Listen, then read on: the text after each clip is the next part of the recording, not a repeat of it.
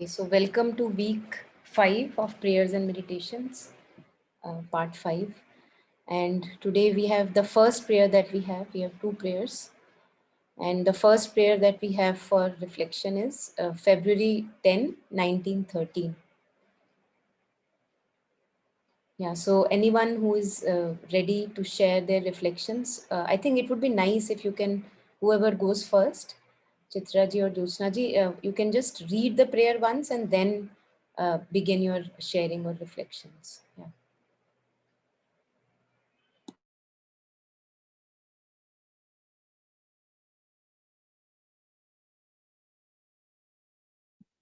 Chitradi, your turn. Okay, no problem. Good one. Okay, yeah. I'll read the prayer first then. February 10th, 1913. My being goes up to thee in thanksgiving, not because thou usest this weak and imperfect body to manifest thyself, but because thou dost manifest thyself. And that is the splendor of splendors, the joy of joys, the marvel of marvels. All who seek thee with order should understand that thou art there whenever there is need of thee. And if they could have the supreme faith to give up seeking thee, but rather to await thee at each moment, putting themselves integrally at thy service, thou wouldst be there whenever there was need of thee. And is there not always need of thee with us? Whatever may be the different and often unexpected forms of thy manifestation, let thy glory be proclaimed and sanctify life.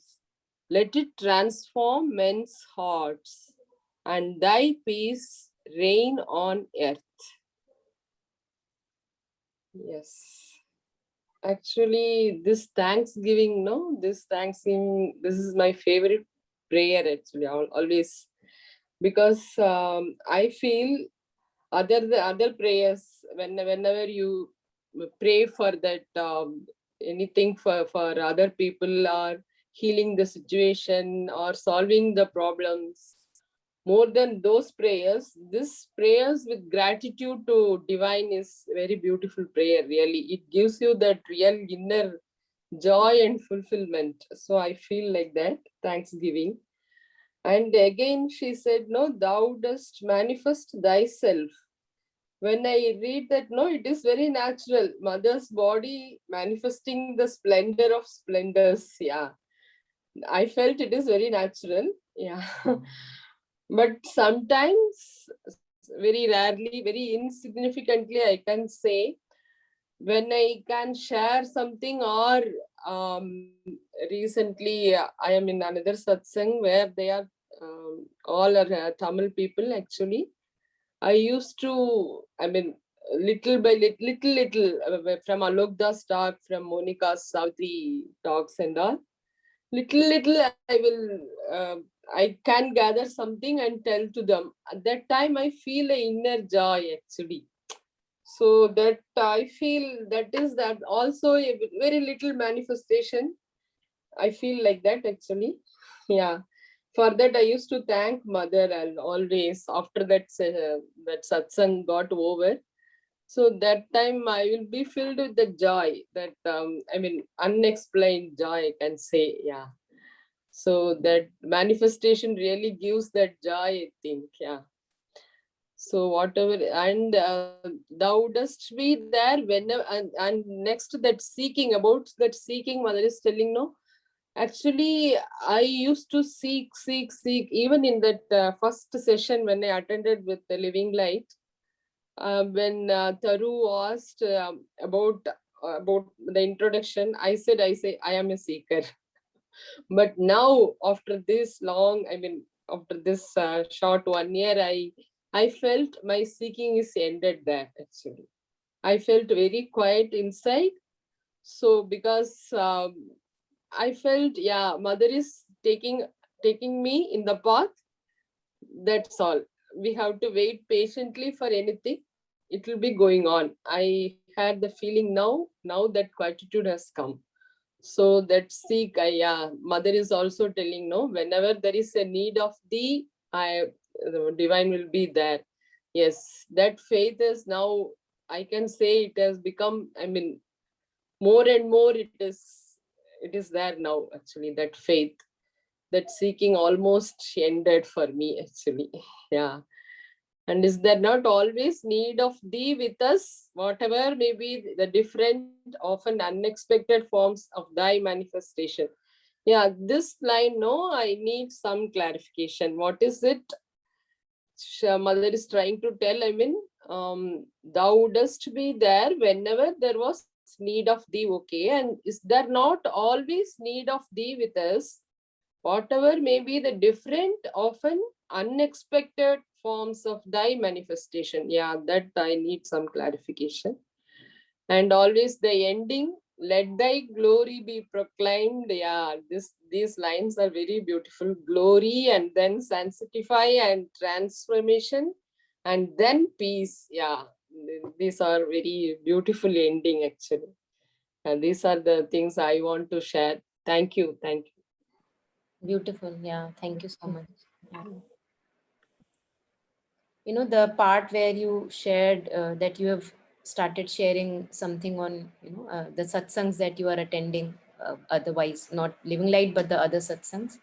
You know, I was reading something in when Mother shares about charity, which I already shared on Mother and Shri Aurobindo WhatsApp group also. Yeah, You yeah, know, yes. Mother, we are too afraid. We have a sense of unworth within us. You know, most of us who, feel that we are not worthy of grace. And Mhm. if we, whatever little beauty we have, we try to keep it very shelled, and often we think very little about it.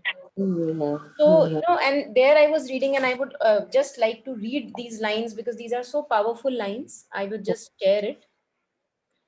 So, Mother is sharing that the more one expends whenever one is full of grace, and Mother shares that each one of us knows our, so-called strengths, and where we are ready to go forward and give ourselves to the world. We know, we get a knowing within ourselves.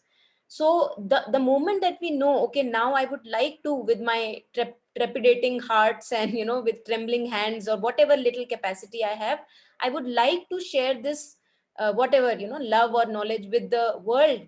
Mother shares, the more one expends usefully, the more one makes oneself capable of receiving. So this is so beautiful. Imagine that there is a pipe, like a hose, water hose, and if it's not used, if it gets very, hard in some time, and it gets rusted or whatever, things eat it up.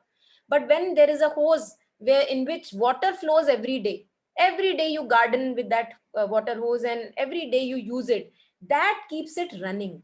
So it's almost like that, that if one, Mother says, one makes oneself capable of receiving one when one expends usefully. Thus, the intelligence one can acquire is proportionate to the intelligence one uses. So if we are giving ourselves to the world in whatever little humble, modest way possible, that is a gift of grace to us. And it is a pity if we keep it shelled, and keep it to ourselves, and always think about that, no, I am not good enough, I am not good enough, no, I'll make errors. And even, when we see Krishnamurti's life, one of his disciples, when he was almost towards his ending years, he said to those disciples or students that, you go ahead, you give your talks now, you go ahead into the world. And she was very nervous, he was very nervous, and he said that, But I will make mistakes." So he said, "No, doesn't matter, make mistakes, but go out in the world and, enjoy this self expression that the grace has given you." So this was so beautiful, and then I'll just complete it. Mother says, we are like channels. If we do not allow what we have received to pour out freely, not only they become blocked, the channels become blocked, no longer receive anything, but what they can contain will also spoil. So whatever little grace we may have, if we do not get it flowing into the world with little bit of, people here and there sharing it out, then it gets spoiled. So the key here is to keep it running, let the water keep on running, and water is grace. So the little bit of grace you have, you have contained it enough, you have stayed with it enough. Now the time is to make mistakes, no matter how little, how big those mistakes are, and let the grace flow through you. And this is, I would say, this gives us so much of joy. As Chitraji was sharing, this gives me so much of joy, because every time we share, you know every time we expose our vulnerability to the world, we progress. What you knew yesterday, what you were yesterday, today you are something more than that. You're expanding your horizons, you're connecting with more people. And I would say again, these sessions also, every session is almost like a challenge for me, personally also.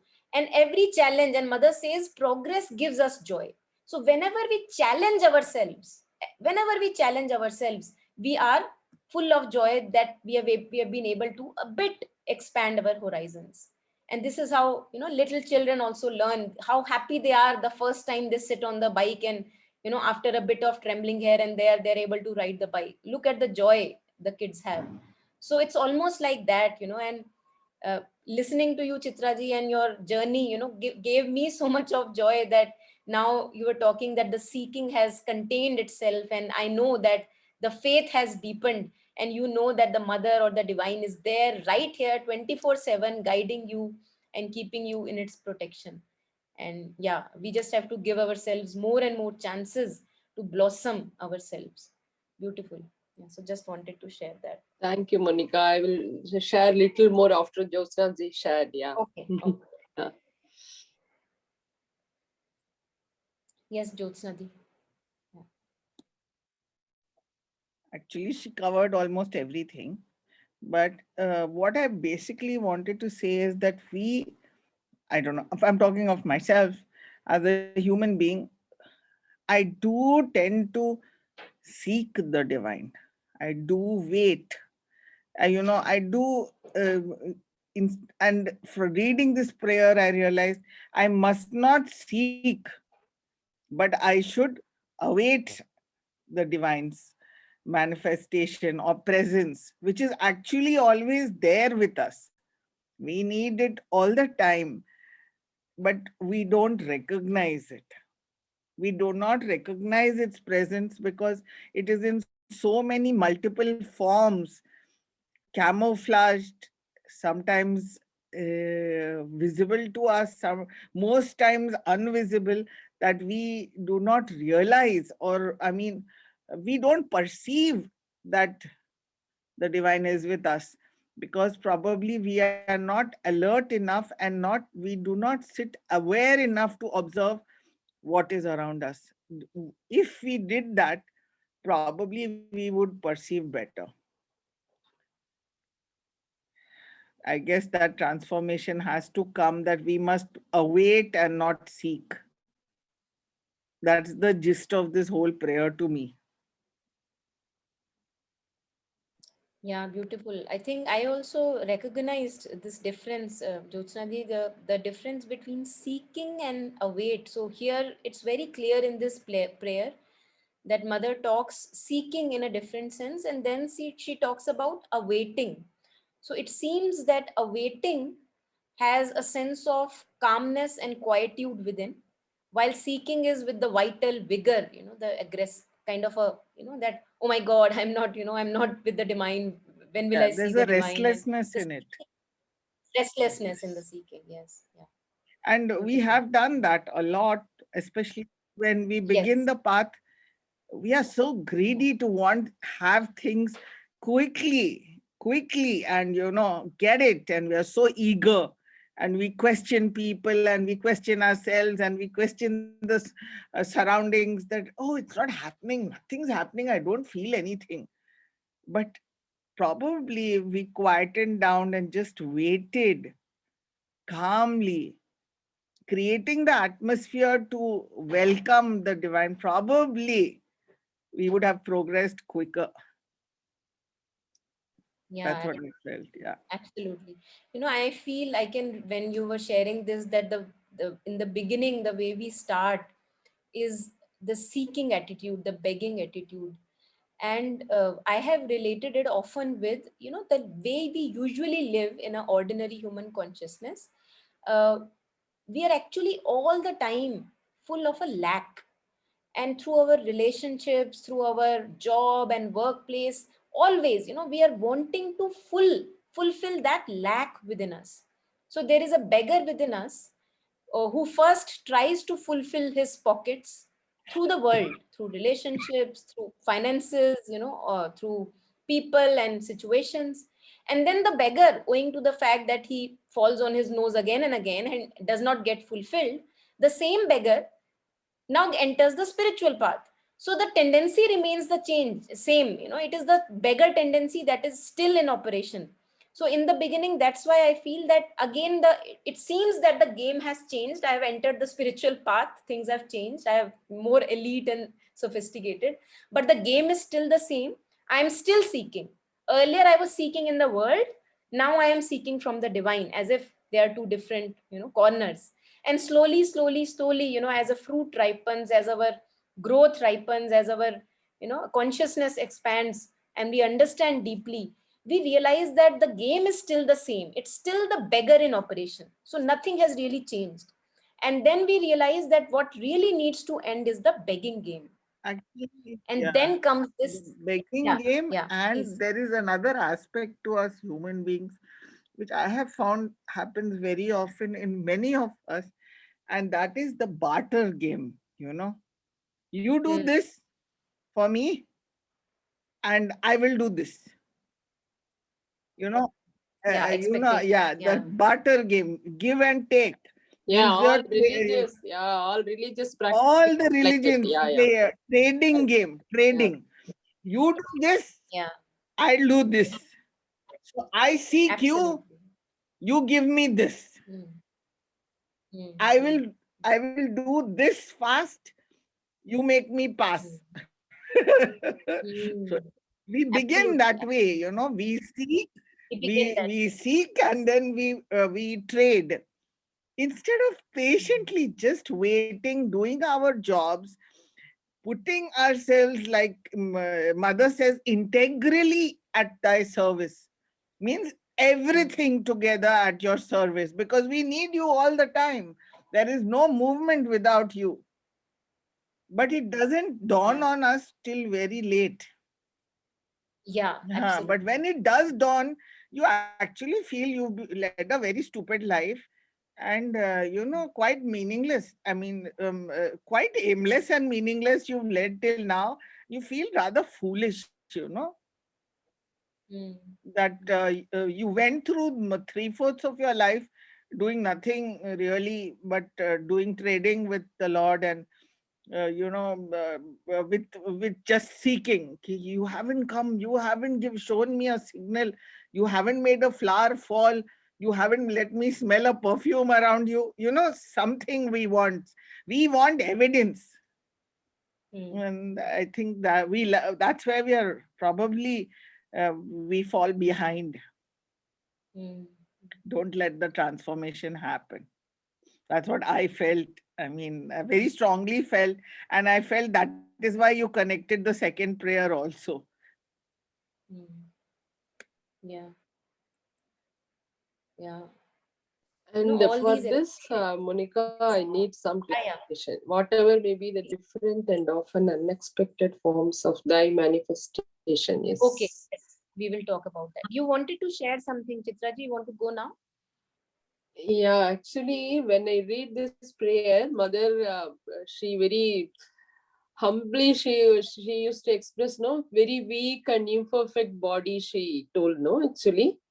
So I thought Mother actually prayed for the sake of human beings. That's why she is using these words, weak and imperfect body. I couldn't digest that, but I don't know. It happened actually.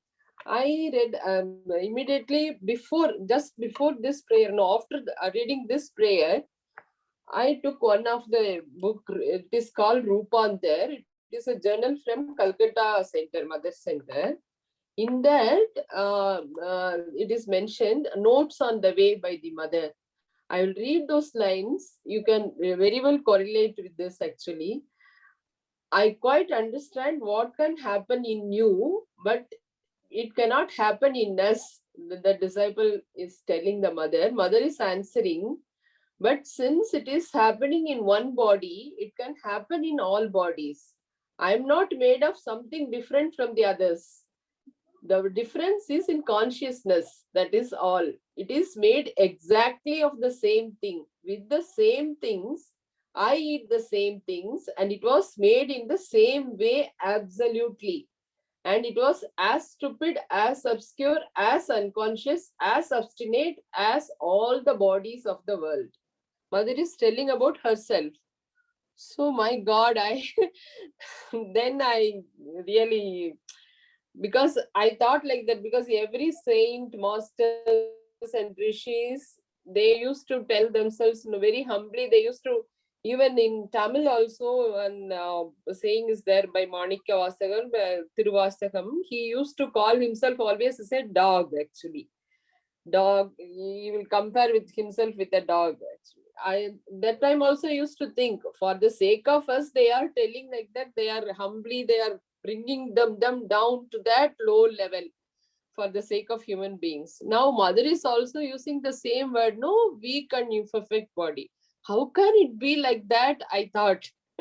Then I read this, no, my God, the same thing, mother, as if mother is answering to my question, actually. Chitradi, Yeah, actually, yeah, she on the physical plane, yeah, when you read further and further on her life and on her okay. biographies, she Mm, had a very frail body, mm, and she brought on to herself a lot of physical ailments, which were almost all varieties of ailments, yeah, because she wanted to experience what we were experiencing and be no different from us on the physical plane. yeah, Very often, when I in my personal life, I feel that I have become either frail or I am gone down in health or something. And then I just close my eyes and tell myself, if mother could manifest these illnesses, Shri Ramakrishna Paramhans could, Swami Vivekanand could, who had a weak heart and hypertension, then what are we cribbing about? mm, okay, She had a lot of physical ailments brought onto herself, mm, which she confesses to having brought upon herself. yeah, So they did suffer on a physical plane for us. mm, yeah. Hmm, understood, yes. Yeah, beautiful. Thank you for sharing. Yeah. So, do we want to share? Do anybody wants to share next on the prayer? Anything? Shweta, if you are ready for your reflections, would like to share. No, I'm just trying to absorb such beautiful discussion, so I'm enjoying it. And yeah, If there is only anything, thing please, is, yeah, yeah, can I say? yeah, please do, please. Yeah.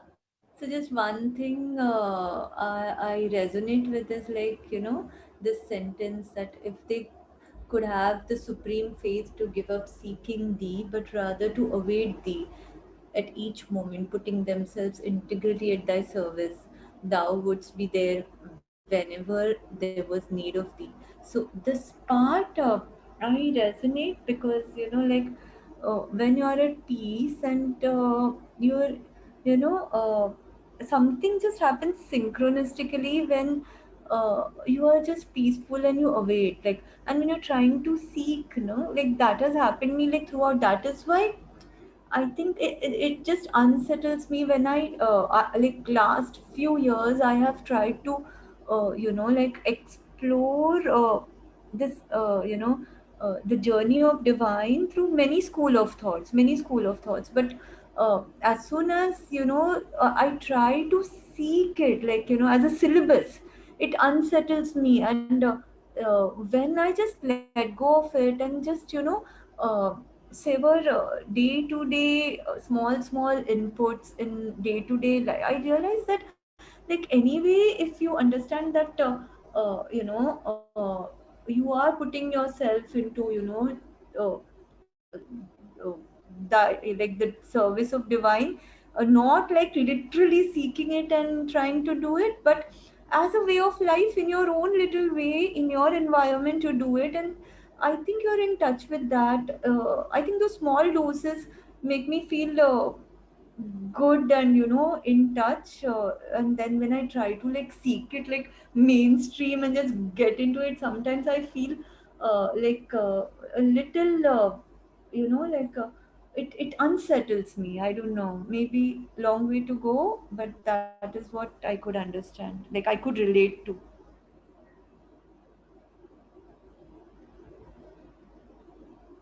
Thank you. Yeah, thank you so much, Shweta. I think absolutely with you. And I think this is, many masters and mystics have said in their own way that it takes a lot of effort for me to be effortlessly myself. you know all the time in life, usually the way we are conditioned, we are trying to be something, we are trying to be somebody, we are trying to be somewhere. And again, Krishnamurti, one of the things that he says, that happy is the person who is a nobody. you know and that is where I could kind of, when you were sharing, that I'm very content and happy in the little moments of life and joys of life, when I'm not seeking that maybe something is wrong with me or incomplete with me, and I have to just acquire something more on the spiritual path. And that's where I think we become restless, as you beautifully shared. And I think there must be a signal in that restlessness, that that is not the way to go. Just like our body keeps on signaling us, that restlessness that we get when we begin on this seeking path, uh, I think that has some signal there for us, that that's not the way to go, that's not the way to go. And whenever we are back to the moment, whatever little we can do today in our life, whatever beautiful we can make our life today, there we get true contentment, true progress and joy, inner joy. So I think absolutely with you, whatever you shared little. Yeah, thank you so much. Yeah, Swapna, are you willing to share, or do you have the capacity?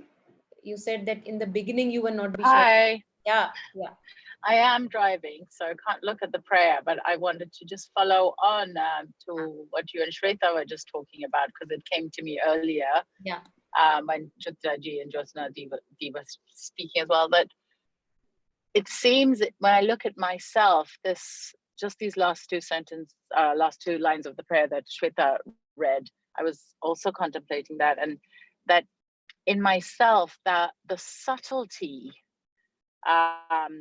of stepping back, of not actively seeking, be it in the world, like when the beggar is out, or from the divine, which is also that beggar, as you pointed out very correctly, that subtlety of awaiting, or the the non-drama-ness of being simply quiet, present, and touching then into the divine's presence. That whole state of being, that quietness, that subtle state, that quiet waiting, or that state of not even waiting like you're waiting for something and then you feel restless, but just a kind of receptive type of waiting, or receptive type of being, is it's like such a almost alien quality to how I often find myself living. I guess how the beggar forces me to live. And because it feels alien, and because I'm not accustomed to it, seems to be the biggest hurdle, or one of the biggest hurdles, just to actually accustom myself to the non-drama, non-insistent, quiet space, which then is full and pregnant of the very thing that I'm seeking from all these other people or things, or even from the divine itself, And yeah, just sitting with that contemplation of how can I more often remind myself then of, now hold on a minute, that this either restlessness or discomfort is an indicator that, wait, there is, in those moments when it's uncomfortable, I think I can't even access a quieter place. It seems impossible. But actually to remind myself in those moments, like no, I myself have had those experiences of quiet, just being and open and yeah. So yeah, it's still an act of contemplation, but I was just sharing it as it's happening. Beautiful. Yeah, thank you so much, Swapna. Jyotsna ji, you wanted to share something? You No, had no, unmuted. Yeah. no. Okay. Okay. Beautiful. So, one thing I would like to share here, my own experiences with restlessness, which has helped me. That is what I would share.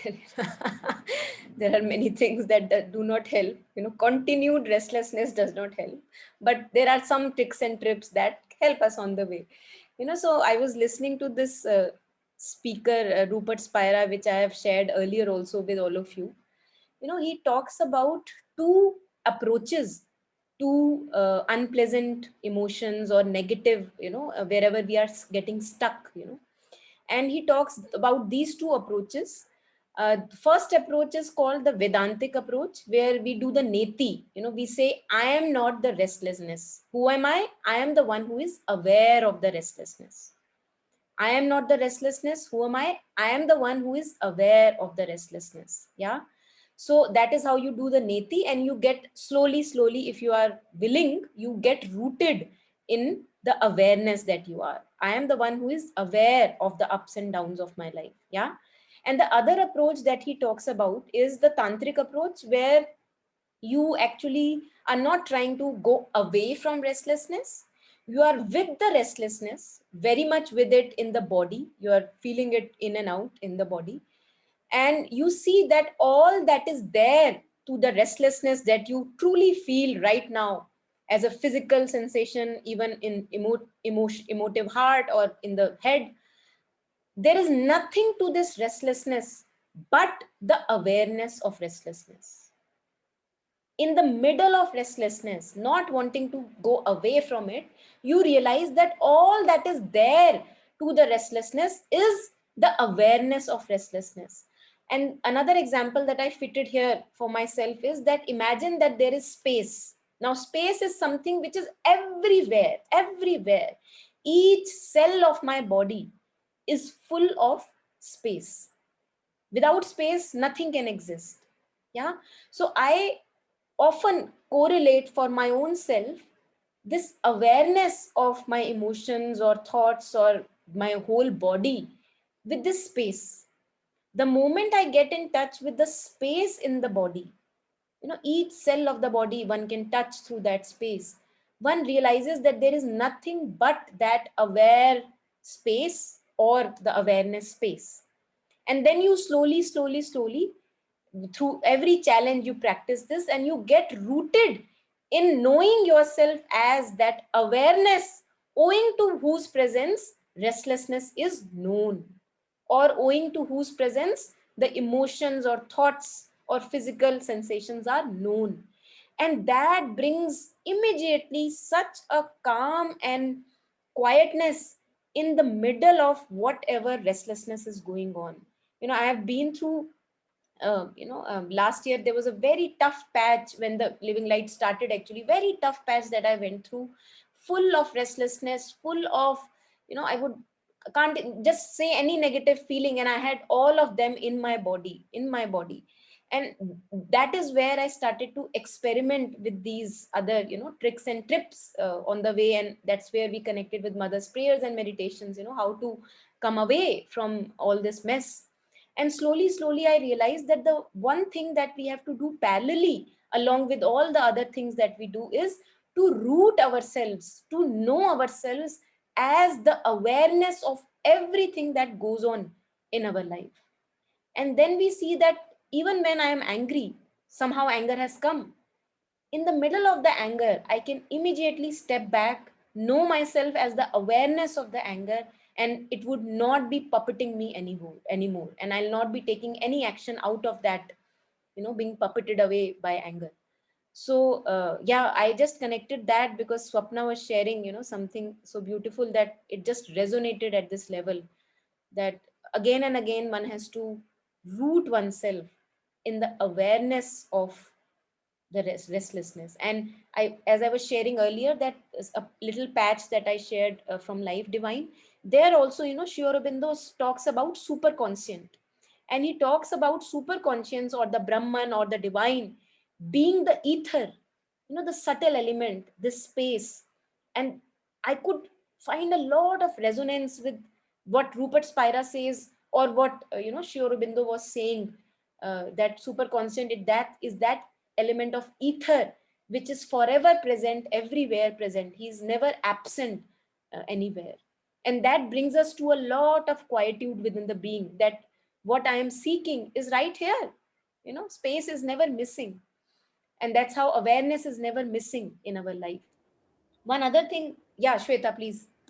Yeah. Yeah, so Monica, like today even I was listening to Rupert Spira since you said, and like it so happened that I always listen to Deepak Chopra, and then today it was like very beautiful because there was this conversation with Deepak Chopra and Rupert Spira. This was like very beautiful. But what I wanted to tell you was the space thing which you said. Yeah, what I heard today was, so Rupert Spira said that like our awareness is it's like a space which, like when I'm looking around, I can see my cupboard, my bed, my pillow, everything, but the most obvious thing, which is the space, it is so hidden and yet the most obvious thing. So that made me feel so good that yeah, literally it is like that. It is hidden, we can't see it, but it's the most obvious thing around, the space around which we don't see. Yeah. Beautiful, beautiful, beautiful. I think that's where uh, Kabir would say, that dhoondat dhoondat jag mua and tilke ote ram, that I looked and looked and looked everywhere, and right here behind the very, very ordinary, seeming ordinary, very obvious, I found Ram. So absolutely. And the where this hide and seek game is going on in the prayer also, it reminds me also of Krishna playing hide and seek with, there is seekers, and it's said that it's his leela that he hides, and then he see, one has to seek, and then he hides himself again. And it's almost like that also, parallelly, that the more I miss the very obvious that you shared, that the space is so obvious, but whenever we go to somebody's house, what we actually say, oh, this clock is beautiful, this wall is beautiful, but we absolutely miss the space owing to which, whose presence the house exists. And it almost, one can laugh about it, that how on earth could I keep missing the space, which was so obvious, right here, 24/7 present with me. So yeah, this is absolutely beautiful, listening to him and the conversation that you shared. It always brings me a lot of contentment and joy whenever I listen to Rupert also, and reflect on these things. Yeah, as if something gets in proper place again, that listening to him puts you back into your proper place. Yeah. Yeah, thank you for sharing. Yeah. So anything else at this moment? Monica, Chitradi Yeah. asked, na, these last three lines, there is not always need of thee with us. She wanted clarified. Okay, okay, I'll go through it. Yes, thank you. Great. So I think we've already covered everything. Let me just go through, because when I'm going through, maybe something comes up again, and then I'll touch upon those lines. Yeah. My being goes up to thee in thanksgiving. And Chitraji shared that it's a very beautiful state to be in, because usually we are just demanding from life. And there are times when we are very content, very happy, and very thankful also for all the challenges given to us, because it's the challenges that have got us wherever we are. So we also feel thankful to the challenges that God has or divine has manifested in our life. Yeah. So that's where we go in thanksgiving, not because thou usest this weak and imperfect body, Chitraji also already shared beautifully on this, to manifest thyself, but because thou dost manifest thyself. There is no doubt that you are manifesting yourself, because all that is there is the divine, or we can say all that is there is the awareness. Without the awareness being there, nothing can be known. Nothing can be known. Yeah. And that is the splendor of splendors, the joy of joys, that we are in the middle of the water that we are craving. This is the joy of joys, the marvel of marvels. All who seek thee with ardor, and this is where we were talking about the vital rush, all who seek thee with ardor should understand that thou art there wherever, whenever there is a need of thee. And if they could have the supreme faith to give up seeking thee. Now I feel that it's also our journey as coming from darkness of ignorance to a bit of understanding, that first we have to fall upon our nose a number of times seeking with ardor, or most of us do that, because there is this vital rush, the energy within us which pushes us outward, yeah, makes us go outward in the search. So all of us have to go through all those experiences so that we know how to train the vital, so that I know how to channelize this energy, the prana, the life force that is there, to proper good use. And if I do not have those failures, coming from my own ignorance, if I do not have those failures, then the conviction does not come that, okay, this now looks good, the way that right now I am taking, this looks more beautiful than the way of aggressive vigor that I was taking earlier. So I think these little milestones of failures are also very beautiful, because our failures have led us to a deeper understanding. So failures are truly not failures, but they are successes towards the end of the game, if there is any end of the game. And then she says that if they could have the supreme faith, and as we were discussing, that the supreme faith slowly dawns, slowly deepens the way we are right now. Maybe in future generations, it is there from the right very beginning. But as we were, as children, as we grew up, the supreme faith was not truly the part of our conditioning. It grew slowly. We learned slowly to give up seeking thee, but rather to await thee, which again, Josna Di and Chitraji was sharing. Seeking is different, awaiting is different. Awaiting has a more certitude, more faith. Yeah. I'll just share one short example here of a tribal community. I read in one of the books that what they do is they have so much of faith in the workings of the universe that if they demand a medicine, if they are in a need of a medicine for a child or anything, what they do is that they just put it out in the universe that, we need this, and if you think this should be given to us, please provide us. And then they forget about it. Now there is no vital rush that, oh my god, 2 days have passed, that has medicine has not come, because that is full of doubt. We in cities are full of doubt, because we have used our intellect also in a very very abusive way, so we have become full of doubt. But they have certitude that if the medicine is to come, we are waiting, if the medicine is to come, then it will be provided. And then wonders happen, magic happens, miracle happens, and somehow those medicines arrive to them without even communicating on phone, or putting it on chats and all that. So this is the beauty of awaiting. This is the beauty of faith. Awaiting has a lot of inner certitude and faith in it. I think this is something which we need to learn more and more, coming from these tribal and Indian communities, the tribal communities that are there spread out on the globe. So this is awaiting, and at each moment, what should I do? So it's not that I'm just sitting on the bed and awaiting. At each moment, putting themselves integrally at thy service. And as Shweta was sharing, I think thy service is whatever we are doing, whatever we are doing, which we know is a right thing to do. Not that if I am doing a murder, I should do it nicely. Not like that. We should know my discernment or viveka should be in proper use, that whatever I am doing if it is worthy of engaging myself, then I should give myself whole to that particular task. Yeah, I should again, mother says that the way we learn music, for example, or art, is by self giving. You become one with the art, you become one with the music, and then there is no difference between music and there is somebody who is playing music.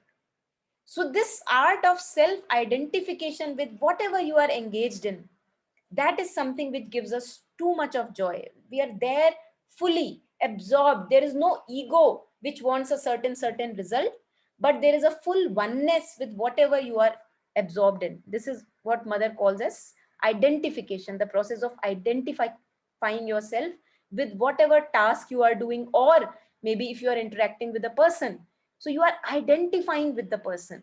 You are able to have empathy, you are in his shoes and you are able to feel where is he coming from, putting yourself at bay. Yeah, so this is how we put ourselves integrally, completely, wholly at your service, and that service gives us joy. That is the joy of moment to moment of life. Thou wouldst be there whenever there was need of thee.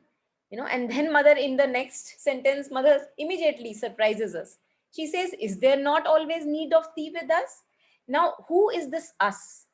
This us is ignorance. This us is the darkness that we start with as human life. Obscurity of mental rigidities, opinions, obscurities in our being, where we do not know ourselves fully. And all these obscurities are in need of light. And mother shares that, is there not always need of thee? Yes, absolutely. Because the world is from darkness to light. The journey is from suffering to bliss. So you are always required, that you are always needed, whatever may be the different and often unexpected forms of thy manifestation. Now, working of the divine is absolutely mystical. It's a mystery.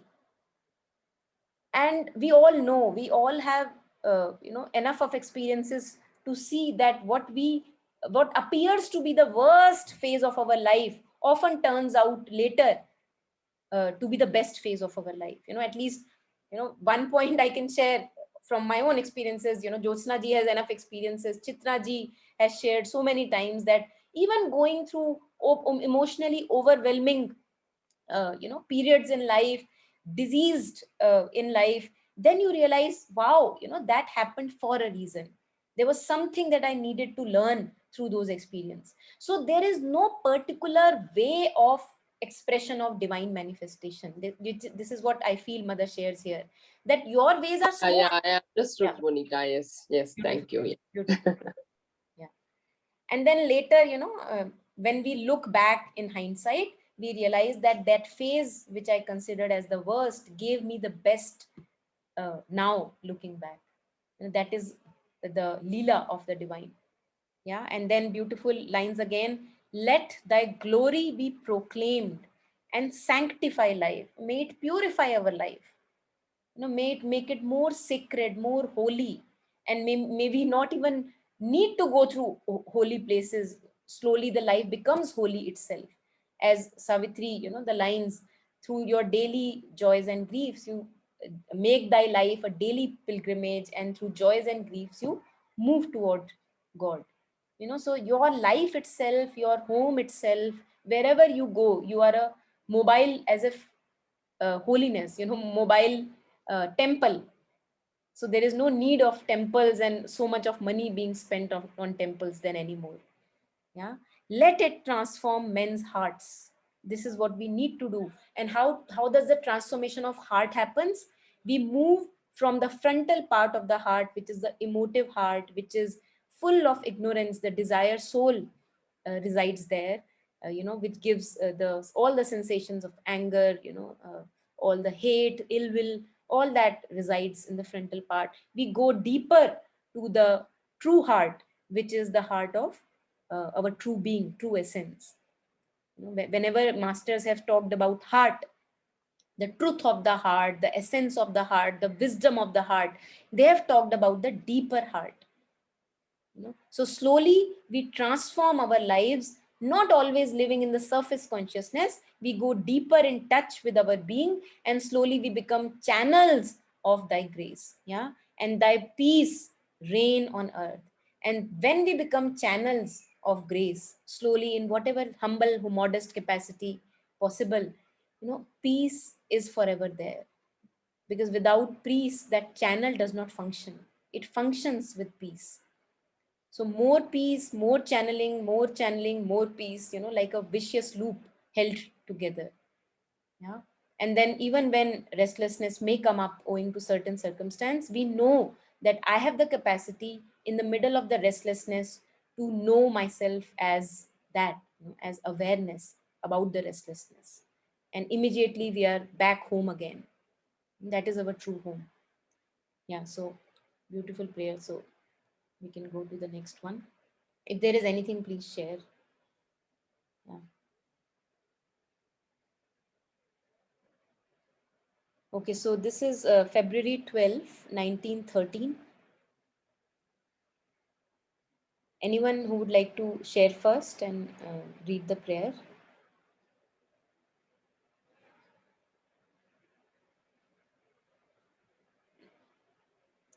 Shweta, you want to read the prayer and share your reflections? Actually, you know what? Today I have very severe headache, so I'm just closing my Oh, eyes, listening to everything, but I can't look at the screen. My not head at is all. Not any. hurting.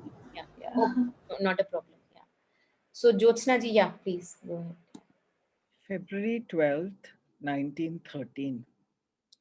As soon as all effort disappears from a manifestation, it becomes very simple, with the simplicity of a flower opening, manifesting its beauty and spreading its fragrance without clamor or vehement gesture.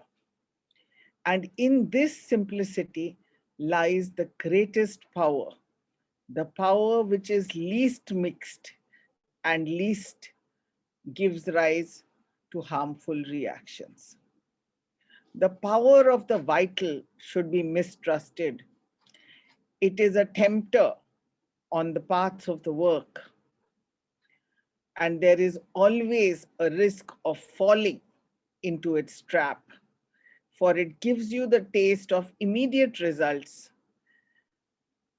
And in our first eagerness to do the work well, we let ourselves be carried away to make use of this power. But very soon, it deflects all our action from the right course and introduces a seed of illusion and death into what we do. Simplicity, simplicity. How sweet is the purity of thy presence. I resonated with this prayer very deeply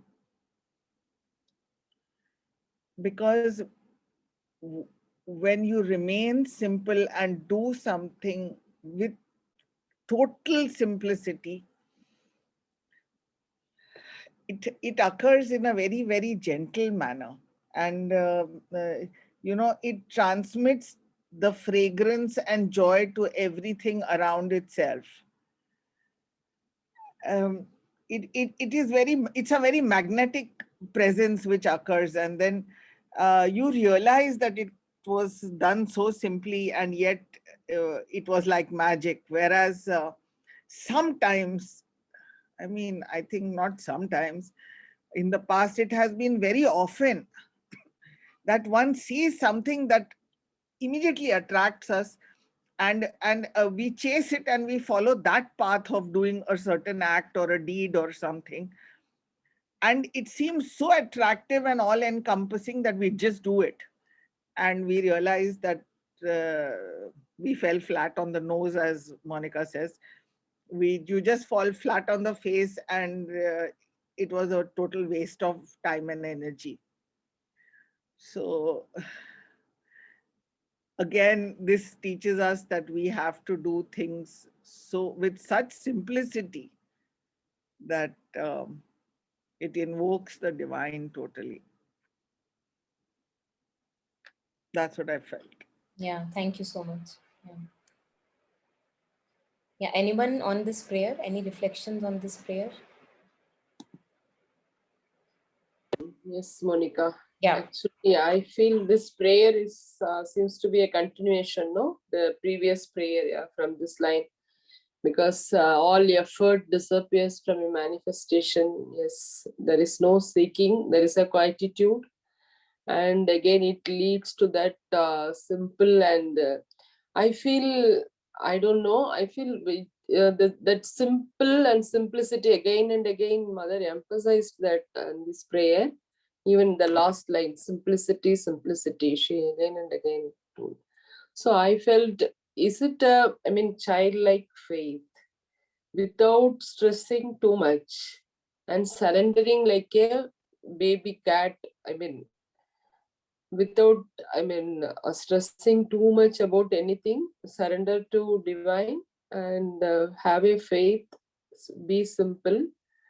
That's what that picture came in front of me actually. So for me it is a long way to go again, but this picture came. And also that vital should be mistrusted, yeah, mother is telling that. But I feel nowadays the whole world is I mean filled with this vital energy.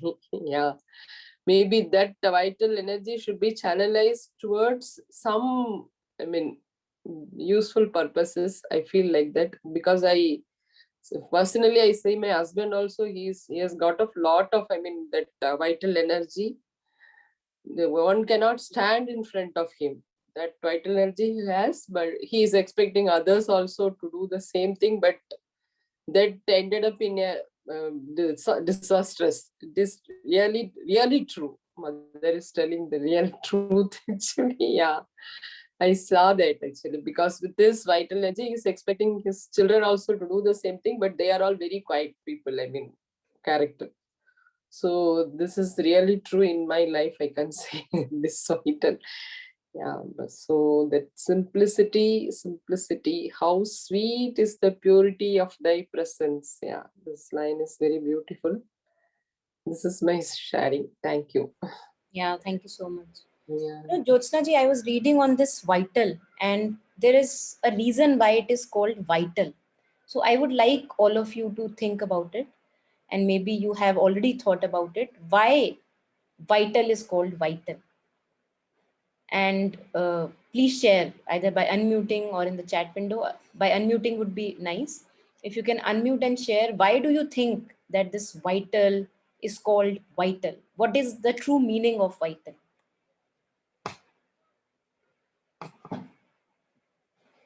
Is it important? Yeah, important. Yeah. No. Anyone else? I went to, like, you know, when we say vitality, Vitality. so that kind of, you know, up, higher, high energy, more movement, that kind of, yeah, like, you know, there's the positive side of the vital. Absolutely. And I think then it contains those, you know, that there's a positive vitality and an energy that is like charged with like the divine, I guess, you know, to carry something out. But then here it's like she's obviously speaking about the other side of the vital, right? The power of the vital should be mistrusted. Yes. Yeah. And so there's maybe an hecticness versus just vitality, you know. That's maybe the negative side, like there's something hectic or chaotic almost enters into the energy of it. Beautiful. Yeah, Shweta? Yeah, I think I was thinking now when you put that question. I think maybe because it is in the forefront and it is, when you talk of your whole being, I think vital is easily available. It is in the forefront. It has all the highs, lows, everything. The energy that pushes you to do something. Our emotions are, like many. Which is a very important factor to channelize our whole being. So I think that's why it's called vital. It's in the forefront, most available and influenceable. Beautiful. Yeah, beautiful. Yeah, anyone else? I think all of you have shared. Yeah. So vital, absolutely, all of you, resonating with all of you. Vital is something, whenever we say it is vital to existence, we mean that it is essential to existence. So the vital or the emotive part or the life force part of the being, all the passions, the ambitions, the desires, all the energy behind all that is absolutely essential if there is to be any manifestation. Yeah. Imagine that a person has ideas, but he has no energy to put those ideas into function. We would not be having the laptop today. We would not be having all the inventions and discoveries that happened, in the past. And then even now, for example, people who are activists, wanting greener cities, for example, why are they able to put their ideas into action? Because they have a passionate involvement with those ideas. So there is, vital is something which is absolutely essential if you want to make your ideas of something into reality, if you want to make it happen. So there we see that vital is not a bad boy. Vital is not something which is to be rejected, and all of us are aware of that. Vital is something which, according to Mother and Sri Aurobindo, needs to be trained. It has so like a little child. A child has, so usually, especially the children who become very, very naughty, those children have a lot of vital energy, very, very strong vital energy. Now if these children are given those roles which require more energy, they are very, very content and happy. Then they don't fool around with others. For example, make them the monitor of the class, in the usual day to day, the other kind of schools that are there, or give them the charge of something. Okay, you take care of, looking at these and these things, for example. So vital energy is something which needs to be, as Shweta was sharing, channelized properly. I think Swapna also touched upon that. It needs to be channelized. Without that, all the mental abilities are lying waste. It's like I cannot put it to function. I cannot make it happen. So wherever we are passionately involved, that is where the vital comes into picture. And passion is very important. Otherwise we are dull. The life is boring. Life is dull, monotonous if the passion is not there. People who have bright energies, people who are passionate about life, it's so infectious that you get in touch with them and you are absolutely charged up again, because they have energy. The vital energy is still very active. So vital, as I think I resonated, began to talk about this when Chitra ji was sharing the vital energies of her husband, for example. Now he also has vital energy. I have suffered through my own vital energies, and I can share that his vital energies, and mother shares that vital is a bad master, but it's a beautiful servant. Now comes the part of surrender. That I know that I have a lot of energy and I have fallen on my face again and again, on my nose again and again, owing to wanting, as Chitraji was sharing, wanting things done in this and this and this manner, owing to that energy that propels me to do that. Now can I, after understanding that where all this vital takes me, can I now put it at the service of truth, service of the divine? And then vital becomes a beautiful master or a servant. Then it will be doing all the things with a proper discernment, with an understanding, with an empathy, and also considering other people in focus, and not demanding and obsessively uh, doing things onto others. So I think we have to understand the vital energies more deeply. At least I would like to slowly with time, that what truly is training of the vital, how to train the vital slowly. And mother shares that the best, slowly in childhood, through our education we should train the vital through understanding of the emotions.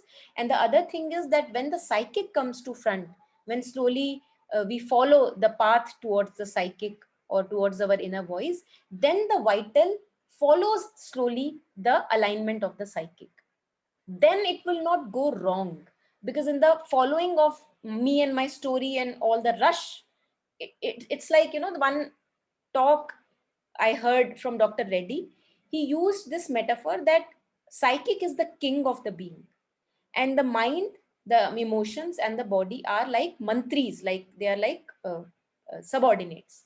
Now, in the absence of psychic or the king or inner voice coming to the front, mind is doing its own accord, vital is playing its own games, and the physical being is doing its own game. So every subordinate has become a king onto himself, and that is how we are puppeted around. I sometimes by the thoughts we are puppeted around, sometimes by the emotions we are puppeted around, and sometimes we are puppeted around by the physical being, you know, the cravings of the physical being. Now, he shared that the moment slowly, or even at once, the psychic comes to front, the light of discernment of the psychic comes to front, then all these subordinates can slowly function very properly and use their best of the resources under the guidance of the psychic. And this has been the aim and crux of integral education, you know, what Mother and Sri Aurobindo talk about. Without this king coming to forefront, the mantris will be playing havoc, you know, unsupervised. And that's what happens with all of us, you know, the havocs that we go through in our life.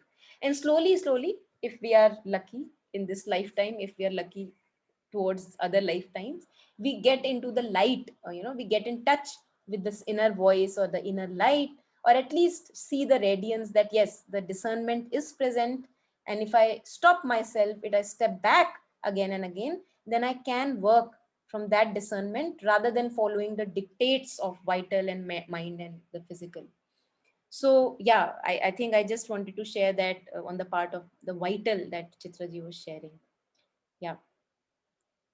Yeah, please go ahead, rest of us sharing. Yeah, Swapna, you want to share on this prayer?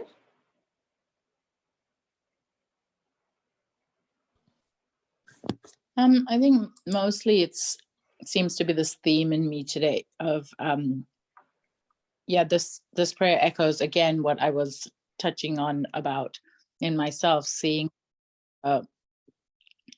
quietness, you know, the stillness that awareness is, or that perhaps touches into the psychic. I have no idea, you know, I have no idea how often I touch into that space and where the boundary between awareness and psychic, you know, where does awareness move into the real psychic element, as Mother and Sri Aurobindo speak, whatever it is that has this quality of the simplicity, it has a sweetness, but it's all so very subtle compared to the vital. And I definitely see the vital can have its way with me, the imbalanced or the negative side of it. And yes, again, you know, like how, or in myself, just looking at what are the ways that without all the efforting or self-beating up that ego can do, you know, without all that, with simplicity to be able to move from the kind of hyperness of vital or the hurry, or even in a way a violent aggression that can be, it's very subtle, but it can be behind those movements, you know, to move into simply the sweetness and make that even be effortless without all that pulling that Mother also warns against, you know. So, or the first line, as soon as all effort disappears from a manifestation, it becomes very simple. So it's, I mean, she's got the answer here, I see, you know, with the simplicity of a flower opening and manifesting its beauty and spreading its fragrance without clamor or vehement gesture. And so I think the clamor, the vehement gesture, those become like markers, you know, for me to look out for that, because the hyper or the speed of vital can have a clamor, and so it's like, oh, okay, if that comes, and recognize, no, better to go back to just manifesting the beauty.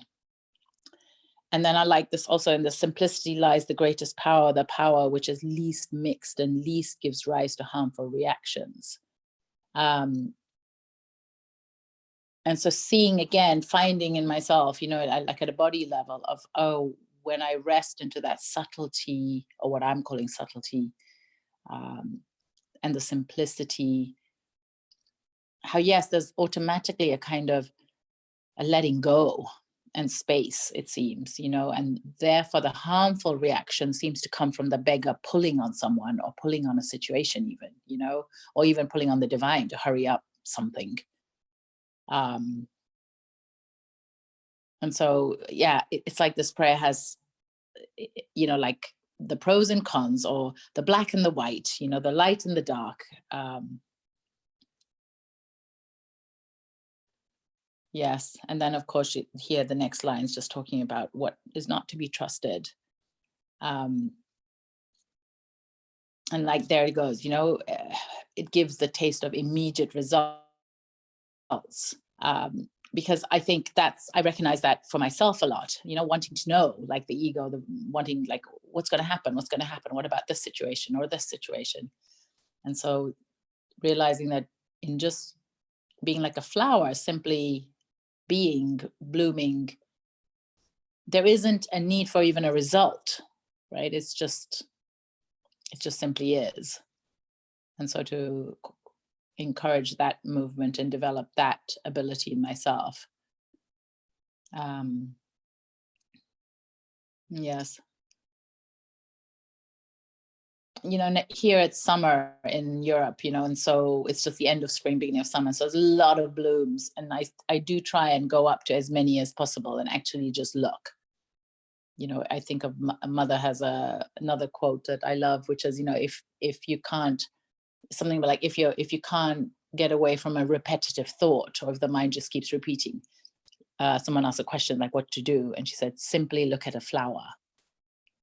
So I often have found myself recently just stopping and looking at any bloom or flower, or, you know, there's a lot of wild flowers here and weeds, but the weeds are blooming as well. They're beautiful. And yeah, just noticing that quality of mind getting quiet, and as well as how is that flower, all these different colors and all these different shapes, and it just is, you know, it just is happily itself.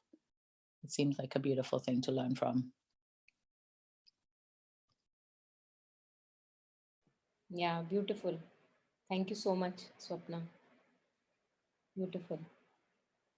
You know, here I believe Mother almost has hinted between the lines when Mother shares that each one of us is unique, and one has to find that uniqueness slowly and to nurture that uniqueness. And again, Mother also shares that it should not be with an effort that you do that. Yeah. So how to kind of find that, you know, and Mother here has hinted, I would say, at the way how we are to be the unique flower that each one of us are. The first line: as soon as all effort disappears from a manifestation. Now, if we look at it, as we were sharing earlier, we are all wanting to be somebody many times, you know, wanting to either prove oneself right to the other person, wanting to fix some situation, wanting to make things right, you know.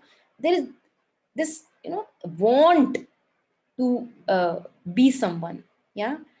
And here Mother almost hints, I would say, or maybe I can just find the relation, maybe it's not there, but I feel that it's there for me personally, that if in any moment of my life, just look at any moment, take any moment right now, if you know yourself right now as just the awareness that all has been in your life, awareness of all that would be coming in your life, awareness of all that you are feeling right now, awareness of thoughts in your life, everything. The moment I anchor myself in this awareness, the effort disappears.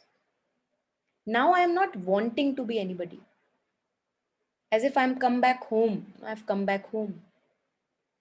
And now the beauty of this art is that the moment I know myself as awareness slowly, more and more deeply, the flower opens. The unique flower that we are, begins to open. So it's actually very effortless. And Kabir has talked about this sahajta of the being. He talks about simplicity, sahajta. But we have often, I feel that there is also a lot of misunderstanding of these words. Whenever we are going through different phases of life, we misunderstand. But at this moment, again, I may be misunderstanding, but at this moment, it feels that the moment I am knowing myself as the awareness of all that is, actually, I will not be efforting to be anybody. I'm just here, effortlessly awareness. And in that being effortlessly awareness, I see that, I think Swapna touched upon it. She was asking that, is the psychic being anywhere related to awareness? Absolutely. Because when I know myself as awareness, when I'm relaxed in myself, then slowly whatever blooms in my life is the psychic individuality, is the psychic being. So first, the path is knowing myself, rooting myself off as awareness. And then whatever blooms in my life, whatever unfolds in my life, because it's not a blank awareness. There are qualities. There are qualities in every being. There are different qualities. So those qualities will manifest as the flower blossoms. The second line that mother says, as soon as all the effort disappears, the moment I anchor myself in awareness, I know myself as awareness, it becomes very simple. Now I'm not wanting to prove anything. Now I'm not wanting to fix anything. Now, whatever develops or unfolds in my life will be the uniqueness of the flower that I am, the psychic being. That is the flower, because that is the psychic or the true individuality that each one of us is born with. And slowly, this alignment will become more and more natural with the simplicity of a flower opening. Now, each flower is different. The fragrance is different, the patterns are different. Each flower, rose is different, lotus is different, each flower is unique. And that is how each human being is unique.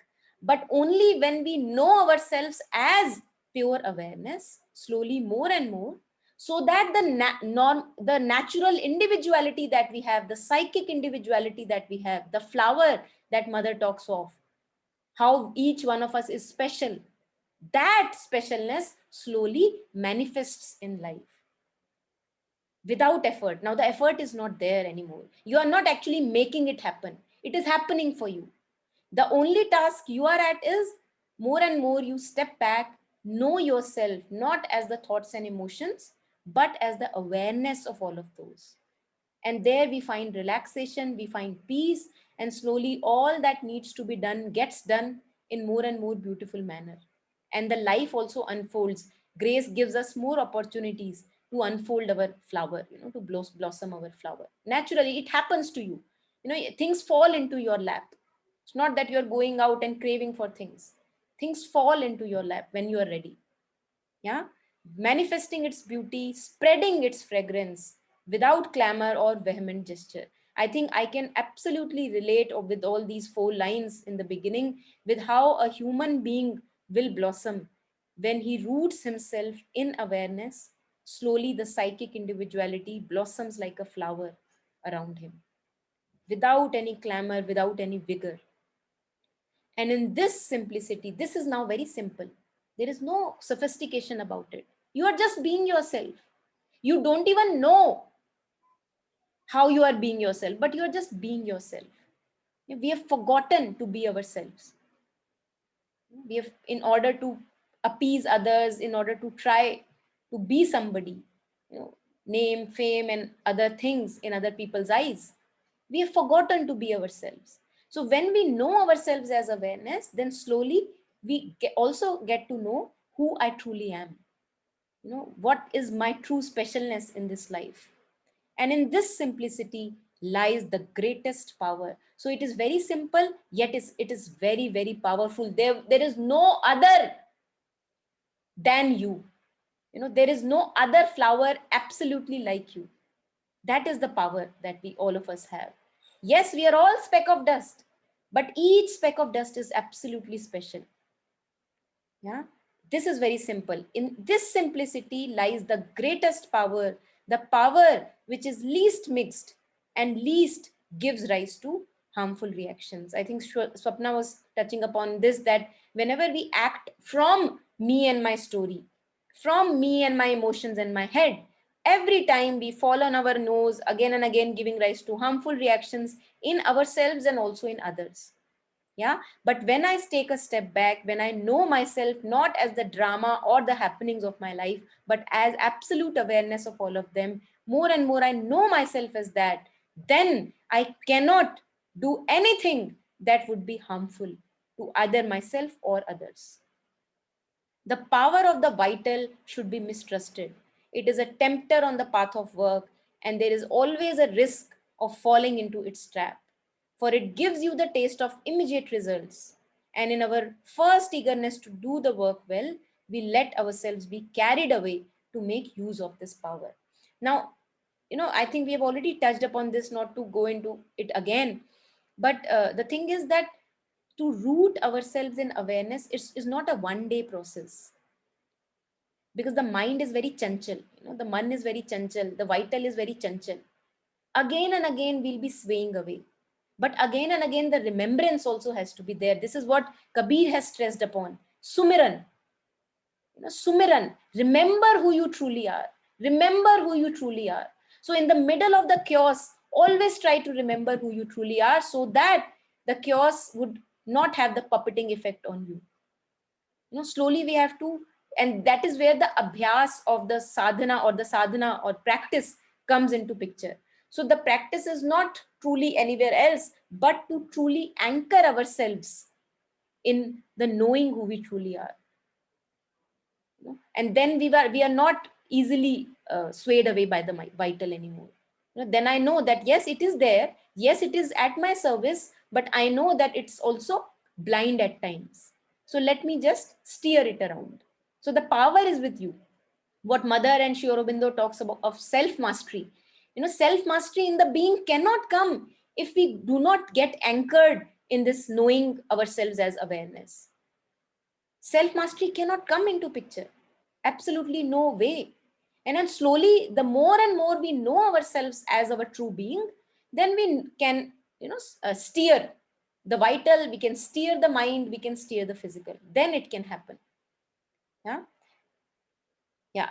But very soon it deflects all our action from the right course and introduces a seed of illusion and death into what we do. Now, what is the seed of illusion? I believe it is again a dependence on the external situation to fulfill me. This is illusion. In awareness, when I know myself as awareness, I feel fulfilled. But when I know myself as the vital rush, when I know myself as a particular thought, me and my story, then I want to be fulfilled after I achieve something or the other in life. So this is the illusion.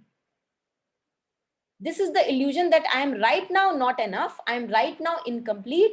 And then anything that happens in the external situation will make me complete. This is the seed of illusion. And then Mother ends with simplicity, simplicity. How sweet is the purity of thy presence. Now, although Mother is saying simplicity, but it does not mean absence of absolute effort. The way we have become right now, there is a little bit of effort needed to know ourselves as awareness. A little bit, not much. Not much. Because the momentum of tendencies and patterns is so strong, so strong that we don't even realize that all the energies are put there in our patterns of thinking, patterns of emotions, me and my story, me and my relatives, all the story is going on and on and on in my head. A ball set rolling in motion. So if I have to step back, that requires a bit of effort, but it's not a vehement effort. It's more like stopping of the effort that has been going on effortlessly. It's almost like that. So if we want to stop being a slave to that ball that has been set rolling since our childhood, the patterns, the tendencies that we are, slowly stepping back is something, stepping back, what Mother calls as ingathering of consciousness. that all the threads and loops of consciousness which have, fellowed around, we have spread it around in the world, put them in, bring it back into your being, collect it all, and then slowly quieten yourself, and then work from that, knowing yourself as the fullness, as the awareness. And in only knowing ourselves as awareness can I know myself as full and complete. What the verse from Ishavasya Upanishad talks about, you are full, that from which you have come, that is also full, and that which goes out of it also is full. Awareness lacks nothing. Awareness is not dependent on objects. Objects are dependent on awareness. Yeah. And knowing myself as awareness, slowly, as if I come back home, I'm at home with myself. And around that, the psychic individuality forms, the psychic being forms. That is the uniqueness that we are. Yeah. So I think I am done from my side. If there is any last reflections, please share.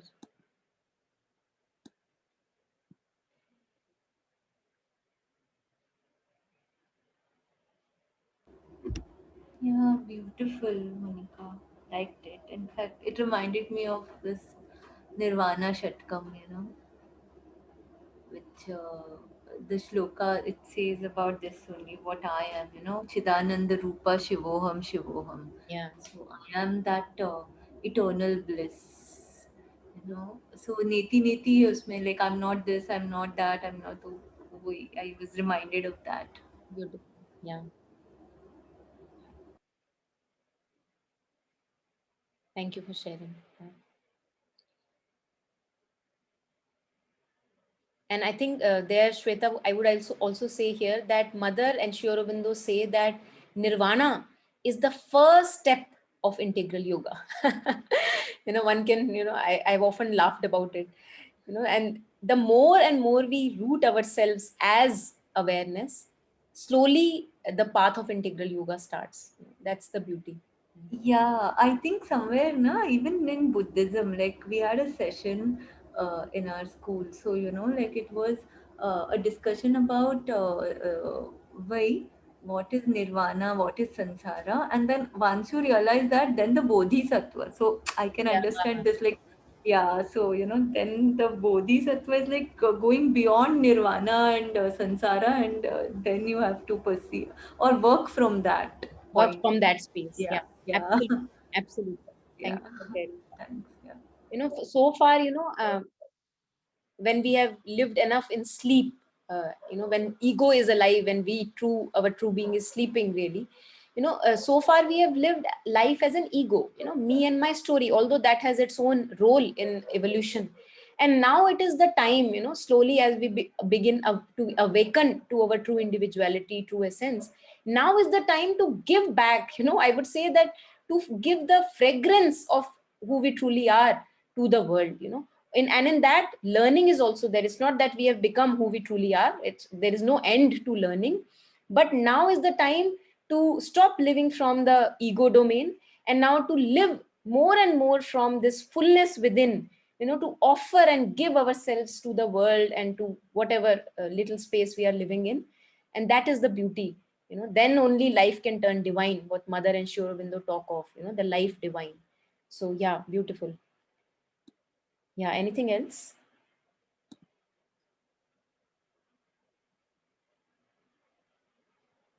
Okay, beautiful. So great. Thank you so much, everyone, for participating and sharing.